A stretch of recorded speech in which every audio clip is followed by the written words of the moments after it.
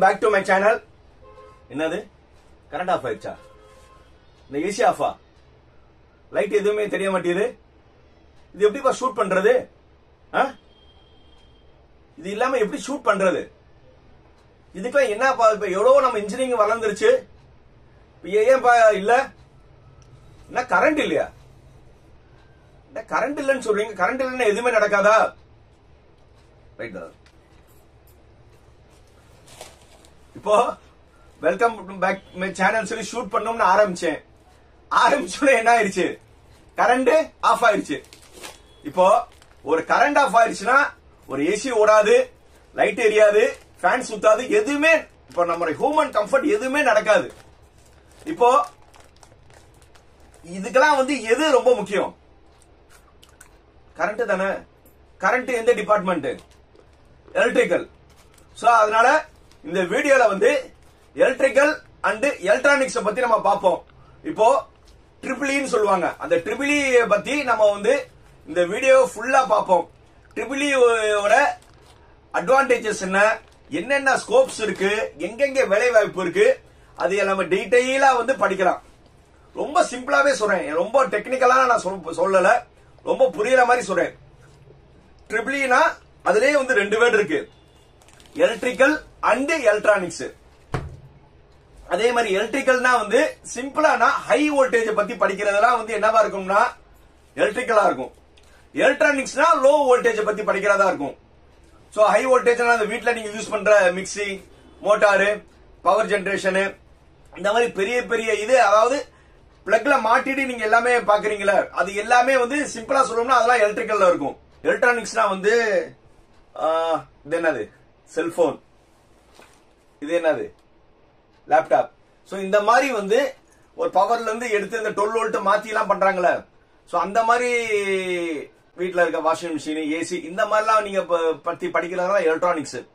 So எலக்ட்ரிக்கல்ல நீங்க மெயினா என்ன பண்ணுவீங்கன்னா power generation, power transmission, power distribution. அதாவது பவர் எங்க தயாரிக்கிறாங்க, அது எப்படி டிரான்ஸ்மிட் ஆகுது, அது எப்படி ஜெனரேட் ஆகுது, இத பத்தி நீங்க மெயினா எலக்ட்ரிக்கல்ல படிப்பீங்க. சோ எங்கெங்க உங்களுக்கு பவர் ஜெனரேட் ஆகுது, பவர் என்னது, எங்கெங்க உற்பத்தி ஆகுதுன்னு தெரியுமா? முதல்ல இபிஐ தெரியுமில்ல, இபில இருந்து உங்களுக்கு கரண்ட் வரும். அந்த கரண்டை எப்படி தயாரிப்பாங்க? ஒன்னு தெர்மல் பவர் பிளான்ட்ல பண்ணுவாங்க, நியூக்ளியர் பவர் பிளான்ட்ல பண்ணுவாங்க, சோலார்ல பண்ணுவாங்க, விண்ட் மில்ல பண்ணுவாங்க. இந்த மாதிரி இடத்தெல்லாம் முதல்ல என்ன செய்வாங்க? கரண்டை தயாரிப்பாங்க. புரியுதா? அந்த கரண்டை தயாரிச்சு ஒரு இடத்துல இருக்கும். இங்க தூத்துக்குடி, நெய்வேலி, இங்கெல்லாம் என்ன செய்வாங்க? கரண்டை ஜெனரேட் பண்ணுவாங்க. அந்த ஜெனரேட் பண்ண பிறகு அதை டிஸ்ட்ரிபியூஷன் பண்ணுவாங்க. சோ அங்க இருந்து என்ன செய்வாங்கன்னா தயாரிச்ச கரண்டை எந்த சோர்ஸ் பண்ணலாம். நிறைய நான் சொல்றேன், சோலார்ல பண்ணலாம், தெர்மல்ல பண்ணலாம், விண்ட்ல பண்ணலாம், ஹைபிரிட் நிறைய இடத்துல பண்ணலாம். அந்த தயாரிச்ச கரண்ட் எல்லாமே ஒரு இடத்துக்கு வரும், இபில வரும். இப்ப இபி ஆபீஸ்க்கு ஒரு இடத்துல டிஸ்ட்ரிபியூட் பண்ணுவாங்க. அங்க இருந்து டிஸ்ட்ரிபியூட் பண்ண பிறகு அங்கிருந்து இபி ஆபீஸ் எஸ்எஸ் ஒன்னு சொல்லுவாங்க. நீங்க இபி ஆபீஸ்ல இருந்து மறுபடியும் அந்த கரண்ட் என்ன ஆகும்? அந்த டிரான்ஸ்பார்மர் ஒரு இடத்துல வச்சு பிரிச்சு உங்க வீட்டுக்கு வரும். உங்க வீட்டுக்கு வந்த பிறகு மீட்டர் மூலியமா உங்க வீட்டுக்கு வரும். உங்க வீட்டுக்கு வந்த பிறகு ஒவ்வொரு ரூம், ஒவ்வொரு சுவிட்ச் பாக்ஸ்க்கெல்லாம் வயர் மூலியமா கொண்டு போவாங்க. சோ இது எல்லாமே பத்தி நீங்க எலக்ட்ரிக்கல்ல படிப்பீங்க. சிம்பிளா சொல்லிட்டேன். அடுத்தது எலக்ட்ரானிக்ஸ். சோ எலக்ட்ரானிக்ஸ்னா என்ன? செல்போன். இப்போ ஒண்ணும் இல்ல, இப்ப நான் சொன்னேன், இந்த இருக்கு செல்போன். இந்த செல்போனுக்குள்ள பாத்தீங்கன்னா நிறைய பார்ட்ஸ் இருக்கு. ஐசி நிறைய உள்ள போனீங்கன்னா ஒரு போர்டு இருக்கும், ஐசி இருக்கும். இந்த மாதிரி உங்களுக்கு என்ன இருக்கும்? நிறைய பார்ட்ஸ் இருக்கும், மைனூட்டான பார்ட்ஸ். இந்த மைக்ரோ ப்ராசஸர் என்ன, மைக்ரோ கண்ட்ரோலர் என்ன, இந்த மாதிரி அந்த லேப்டாப்ல சின்ன சின்னதுல பாத்தீங்கன்னா அத்தனை பார்ட்ஸ் இருக்கும். அந்த அத்தனை பார்ட்ஸையும் மைனூட்டா அது எப்படி இருக்கு, அது எப்படி ஃபங்க்ஷன் ஆகுது, அதை எப்படி ப்ரோக்ராம் பண்றது, அது எல்லாமே பத்தி நீங்க எதுல படிப்பீங்கன்னா எலக்ட்ரானிக்ஸ்ல படிப்பீங்க. சோ மெயினா சின்ன லாஜிக்கு சிம்பிளா சொல்லணும்னா என்னது? லோ வோல்டேஜ் பத்தி, எது லேப்டாப், செல்போனு, டிவி, ஃப்ரிட்ஜ், இந்த மாதிரி லோ இத பத்தி எல்லாம் நீங்க எலக்ட்ரானிக்ஸ்ல படிப்பீங்க. போக எலக்ட்ரானிக்ஸ்ல எதை படிப்பீங்கன்னா microprocessor, microcontroller, embedded system, VLSI, இந்த மாதிரி நிறைய எதுல படிப்பீங்கன்னா எலக்ட்ரானிக்ஸ்ல படிப்பீங்க. சோ எலக்ட்ரிக்கல் ஒரு பாட்டு, எலக்ட்ரானிக்ஸ் ஒரு பாட்டு. அது போக சார் எலக்ட்ரிக்கல் அந்த எலக்ட்ரானிக்ஸ் மட்டும் தான் படிப்பீங்களா? அப்படி கிடையாது. சோ நீங்க எந்த எலக்ட்ரிக்கல் அண்ட் எலக்ட்ரானிக்ஸ் பிரான்ச் படிச்சாலும் நீங்க கம்ப்யூட்டரோட கோடிங் படிப்பீங்க. So C++, Python. சோ இந்த மாதிரி வந்து இப்போதைக்கு வந்து எது எது தேவையோ அந்த கம்ப்யூட்டர் சயின்ஸ் படிக்கிற அளவுக்கு படிக்க மாட்டீங்க. ஆல்மோஸ்ட் வந்து அதுல வந்து நீங்க என்ன செஞ்சிருவீங்க, ஒரு 40% வந்து நீங்க எப்படி ஆப்ரேட் ஆகுது எல்லாமே தெரிஞ்சுக்கிருவீங்க. சார் இப்ப நான் எலக்ட்ரிக்கல் அண்ட் எலக்ட்ரானிக்ஸ் படிக்கிறது நல்லதா, ஈசின்னு சொல்றாங்களே எலக்ட்ரானிக்ஸ் அண்ட் கம்யூனிகேஷன் எது நல்லதுன்னா அதுக்கான வீடியோ வந்து நான் அடுத்தடுத்த வீடியோல வரும். ஆல்மோஸ்ட் வந்து ட்ரிபிள்இயும் ஈசியும் மோரால 70% சிலபஸ் வந்து ஒன்னாதான் படிப்பாங்க. புரியுதா? ஏன்னா அதுல எலக்ட்ரிக்கல் அண்ட் எலக்ட்ரானிக்ஸ் ட்ரிபிள்இ, ஈசினா எலக்ட்ரானிக்ஸ் அண்ட் கம்யூனிகேஷன்ஸ், ரெண்டுலயும் காமன் என்னது எலக்ட்ரானிக்ஸ். சோ எலக்ட்ரானிக்ஸ் வந்து நீங்க 60% படிப்பீங்க வச்சுக்கோங்க. 40% வந்து ட்ரிபிள்இ காரவங்க வந்து அந்த பவர் ஜெனரேஷன் அந்த எலக்ட்ரிக்கல் பத்தி படிப்பாங்க. கம்யூனிகேஷன்ல இருக்கிறவங்க என்ன செய்வாங்கன்னா கம்யூனிகேஷன் ரிலேட்டடா பண்ணுவாங்க. இல்ல சார் நான் ட்ரிபிள்இ எடுத்துட்டேன், ஆனா வந்து நான் வந்து ஈசி தான் நான் வந்து எடுக்கணும்னு நினைச்சேன், ஆனா ட்ரிபிள்இ எடுத்துட்டேன் சார், நான் வந்து ட்ரிபிள்இயே நான் படிக்கலாம்னா எலக்ட்ரிக்கல் ட்ரிபிள்இ டிகிரி இருக்கும், ஆனா நீங்க ஈசிக்கான எல்லாமே படிச்சுக்கலாம். ஏன்னா இப்போ வந்து நம்ம அண்ணா யூனிவர்சிட்டி சிலபஸ் வந்து choice based system, vertical choices சொல்லி கொடுத்துட்டாங்க. நீங்க சாய்ஸ் வந்து எலக்டிவே வந்து ஒவ்வொரு செமஸ்டர்லயும் 3 நீங்க சூஸ் பண்ணிக்கலாம். போக நீங்க தேர்ட் இயர் ஃபைனல் இயர்ல நிறைய வந்து நீங்க என்ன செஞ்சுக்கலாம், அந்த வெர்டிகல் சாய்ஸ் சொல்லுவாங்க. நீங்க அப்படியே வந்து எலக்ட்ரானிக்ஸ் ஈசி பயங்கர பண்ண எலக்டிவ் அப்படியே தூக்கி நீங்களும் படிச்சுட்டீங்கன்னா உங்களுக்கு நீங்களும் என்னது ஈசி பயங்கர மாதிரி ஆயிருவீங்க. சோ நீங்க சார் நீங்க சொல்றது டவுட்டா இருக்குன்னா நேரா போங்க, Anna university R21 triple E syllabus download பண்ணுங்க. Anna university R21 EC syllabus download பண்ணுங்க. 2 சிலபஸையும் டவுன்லோட் பண்ணுங்க. 2 சிலபஸையும் டவுன்லோட் பண்ணீங்கன்னா முதல் 2, 3வது 4வது பக்கத்துல வந்து நீங்க first semester, second semester, third semester என்னென்ன படிப்பீங்கன்னு சொல்லி சப்ஜெக்ட் இருக்கும். ட்ரிபிள்இயும் பாருங்க, அதே மாதிரி ஈசி டவுன்லோட் பண்ணி பாருங்க. அங்கேயும் வந்து என்னது டவுன்லோட் பண்ணி பாத்தீங்கன்னா ஆல்மோஸ்ட் சப்ஜெக்ட் வந்து என்னவா இருக்கும், ஒரு 60% சப்ஜெக்ட் காமனா இருக்கும். அப்படியே எலக்டிவ் பாத்துங்க, vertical elective, vertical 1, vertical 2, vertical 3, vertical 4 பாத்தீங்கன்னா ட்ரிபிள்இ சிலபஸ் வந்து வெர்டிகல் 2 பாத்தீங்கன்னா அப்படியே வந்து அது ஈசில இருக்கிற வெர்டிகல் சிலபஸ் தான். ஆல்மோஸ்ட் என்னது நீங்க ஈசி ஸ்டூடெண்ட் மாதிரி ஆயிருவீங்க.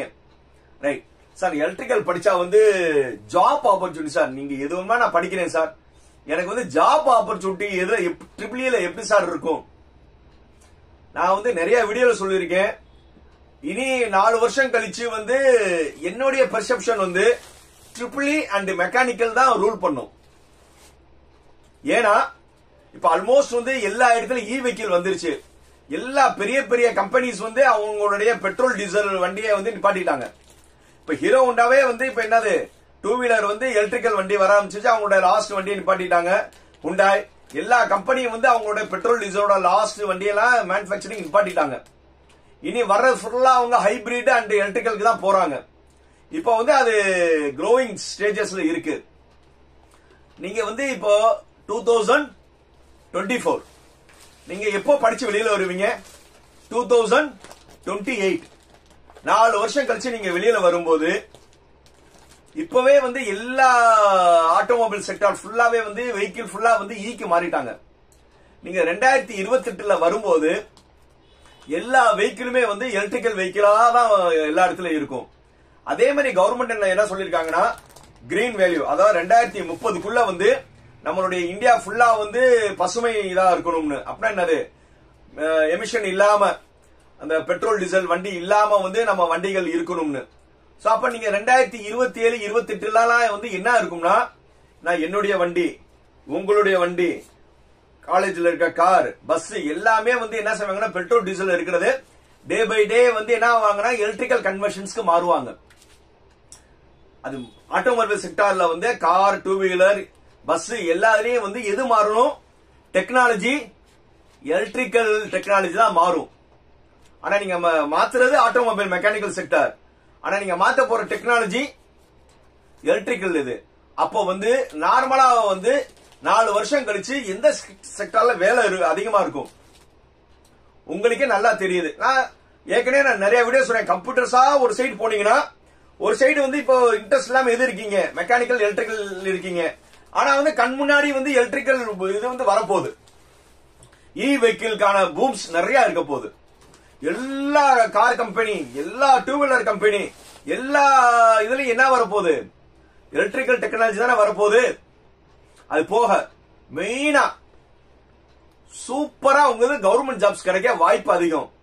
ஒவ்வொரு வருஷமே வந்து இபில பாத்தீங்கன்னா ஒரு 4000 to 5000 எய்ஸ் ரிட்டையர்ட் ஆகிட்டே இருப்பாங்க. இந்த கம்பைன் இன்ஜினியர்ஸ் எக்ஸாம் இருக்கும், இபில எக்ஸாம்ஸ் இருக்கும். அந்த எக்ஸாம்லாம் வந்து நீங்க ஈஸியா எழுதி கிளியர் பண்ணிட்டீங்கன்னா கவர்மெண்ட் ஜாப்ல நேரா போய் கெத்தா எப்படி கெத்தா போய் ஏயா உட்காந்துக்கலாம். முதல் ஜாப்பே உங்களுக்கு என்னது? ஏய். வேற எங்கெங்க உங்களுக்கு கவர்மெண்ட் ஜாப் இருக்கு? இபில இருக்கு, ஓஎன்ஜிசில இருக்கு, பெல்லில இருக்கு, என்டிபிசில இருக்கு. இது எல்லாமே இருக்கு. இங்க ஸ்டேட் கவர்மெண்ட்லயே கவர்மெண்ட் ஜாப்ஸ் நிறைய இருக்கு, சென்ட்ரல் கவர்மெண்ட்லயே கவர்மெண்ட் ஜாப்ஸ் நிறைய இருக்கு. சென்ட்ரல் கவர்மெண்ட் என்னன்னது? BHEL, ONGC. அங்கெல்லாம் வந்து நீங்க செகண்ட் இயர்ல இருந்தே வந்து நீங்க உங்க சப்ஜெக்ட்ஸை ஸ்ட்ராங்கா படிக்க ஆரம்பிச்சிட்டீங்கன்னா நேட்டா ஃபைனல் இயர் ரொம்ப கேட் எக்ஸாம் எழுதி கேட் ஸ்கோர் வச்சுட்டு நீங்க என்ன செஞ்சிடலாம்? கவர்மெண்ட் ஜாபுக்கு போயிடலாம். அது போக எல்லா இண்டஸ்ட்ரியும், எல்லா ஊர்லயும் கம்பெனி இருக்கா, இண்டஸ்ட்ரி இருக்கா? எல்லா இண்டஸ்ட்ரியிலையும் எதுல ஓடுது? மிஷின்லாம் எதுல ஓடுது? கரண்ட்ல தானே ஓடுது. அந்த கரண்ட்டுக்கெல்லாம் வந்து எல்லா இடத்துலயும் வந்து எலக்ட்ரிக்கல் சூப்பர்வைசர் தேவையா இல்லையா? எத்தனையோ இப்ப சும்மா ஒரு எக்ஸாம் அம்பத்தூர்னு சொல்லி சென்னையில நீங்க இருக்கீங்க. அம்பத்தூர் எஸ்டேட் குள்ள போனீங்கன்னா அங்க அத்தனை இருக்கு. எல்லா இடத்துலயும் யார் தேவை? எலக்ட்ரிக்கல் மிஷின் ஓடுறதுக்கு எலக்ட்ரிக்கல் ஆள் வேணும்ல, மெயின்டெனன்ஸ் பண்றதுக்கு எலக்ட்ரிக்கல் சூப்பர்வைசர் வேணும்ல. எல்லா இண்டஸ்ட்ரியிலையும் என்ன தேவை? எலக்ட்ரிக்கல் ஆள்கள் தேவை. அதே மாதிரி ரெவல்யூஷன் வந்து நம்ம இ வெஹிக்கிள் வரப்போகுதுன்னு சொல்லியாச்சு. அங்கேயும் வந்து இப்போ 2028, 29 வந்து நிறைய இடத்துல வந்து புதுசா வந்து சப்ஸ்டேஷன், இது சார்ஜிங் ஸ்டேஷன், இ வெஹிக்கிள்கான சர்வீஸ் ஸ்டேஷன்லாம் நிறைய போடணும். 27, 28 அவ்வளவு பிளென்டி ஆஃப் ரெவல்யூஷன் இருக்கும். உங்களுக்கு வேலை வாய்ப்பு அவ்வளவு இருக்கும். ஏன்னா இப்போ இந்த வருஷமும் போன வருஷம் லிமிட்டடா தான் நீங்க எலக்ட்ரிக்கல் வந்து சூஸ் பண்றீங்க. இது தவறான. நீங்க இதை சூஸ் பண்றவங்க தான் நான் யார் சொல்லுவேன், ரொம்ப பிரில்லியன்ட் யாரு? ட்ரிபிள் மெக்கானிக்கல் எடுக்கிறவங்க. ஏன்னா 27, 28 அவ்வளவு ஜாப்ஸ் கண் முன்னாடி இருக்கு. ஆனா கம்ப்யூட்டர்ல வந்து வரலாம், மேபி இருக்கலாம், செய்வாங்கோ அப்படிதான் சொல்றாங்க. கோ கோ மேபி தான். இங்க வந்து ஷூரா என்ன சொல்றாங்க? வருது. வர போறத வந்து உறுதியா நீங்க வேலைக்கான படிப்பை படிப்பீங்களா? வரும் நினைக்கிறதுல போய் படிப்பீங்களா? நான் ஏற்கனவே வீடியோ சொல்லியிருக்கேன். எங்க நீங்க வந்து எல்லாருமே ஒரு சைடு கூட்டமா போனீங்கன்னா வேலை கிடைக்கிற கஷ்டம். எங்க கூட்டம் கம்மியா இருக்கும் அங்க டிக்கெட் எடுத்துட்டு போறது புத்திசாலித்தனம். அதே மாதிரிதான் இந்த செக்டார்லாம் வந்து நான் நிறைய வந்து சொல்லணும்னு நினைச்சா இன்னும் பேசிட்டே இருக்கலாம். கோர்ல அவ்வளவு வேலைகள் இருக்கு. அதே மாதிரி நீங்க எம்இ படிச்சு ப்ரொஃபசர் கூட ஆகலாம்ல. எம்இ படிக்கலாம், பிஹெச்டி படிக்கலாம். இந்த மாதிரி நீங்க எஜுகேஷன் லைன்லயே நீங்க என்னது ரிசர்ச்லயே நிறைய போகலாம். சோ அதனால நல்ல ஒரு நீங்க ஜாப் ஆப்பர்ச்சுனிட்டி, நல்ல ஃபியூச்சர் இருக்க மாதிரி பிரான்ச்னா choose electrical and electronics engineering. நீங்க போய் வந்து நான் சொல்றதை நம்ப வேணாம். நீங்க கூகுள்ல போய் வந்து சர்ச் பாருங்க, future job opportunity in triple E போடுங்க. ஏன்னா நான் சொல்றதை நம்ப மாட்டீங்க, கூகுள் சொன்னா நம்புவீங்கல்ல. நீங்க எல்லாரும் விரும்புற ஐடி கம்பெனிக்கு என்ன செய்யலாம்? வேலைக்கு போலாம். ஐடி கம்பெனிக்கு போறதுக்கு உங்களுக்கு என்ன தேவை? ஏதாவது கோடிங் லாங்குவேஜ் தானே. C, C++, Python. இன்னைக்கு வந்து பைத்தான் வந்து டாப்ல இருக்கு. நீங்க 4 வருஷத்துக்குள்ள வந்து ஏதாவது ஒரு கோடிங் லாங்குவேஜ் வரும், அதை நீங்க படிச்சுக்கிட்டீங்கனாலும் ஐடி கம்பெனிக்கு வேலைக்கு போய்க்கலாம். சார் கோடிங்கோட இது மட்டும்தான் வந்து வேலைக்கு நினைக்கிறீங்களா கம்ப்யூட்டர் சைட்ல? சார் எலக்ட்ரிக்கல்லயே அவ்வளவு சாப்ட்வேர்ஸ் இருக்கு. அந்த சாப்ட்வேர்ஸ் எல்லாம் வந்து நான் அதை பார்த்து கூட சொல்லிடுறேன். நார்மலா ஆட்டோகாட், ப்ரோஇ, ஆன்சிஸ், சாலிட் ஒர்க்ஸ், அது போக PSpice, ETAP, LabVIEW, PLC programming, vision 360. So இந்த மாதிரி வந்து நிறைய சாப்ட்வேர் எதுலயும் இருக்கு, எலக்ட்ரிக்கல்லயும் இருக்கு. சோ நீங்க அங்க சாப்ட்வேர் படிச்சா அந்தந்த டிபார்ட்மெண்ட்லயும் நீங்க என்ன செய்யுது, ஒரு கம்ப்யூட்டர் வேலைக்கு போகலாம். சோ கம்ப்யூட்டர் வந்து கோடிங் மட்டும் லாங்குவேஜ் கிடையாது. நீங்க எந்த டிபார்ட்மெண்ட் எடுத்தீங்கனாலும் அந்தந்த டிபார்ட்மெண்ட்லயும் என்னது சாப்ட்வேர்ஸ் இருக்கும். அதையும் பண்ணீங்கனாலும் நீங்க டிசைனா போகலாம். சோ மீண்டும் அடுத்த வீடியோல வேற டிபார்ட்மெண்ட் பத்தி பேசும் வரை பை பை.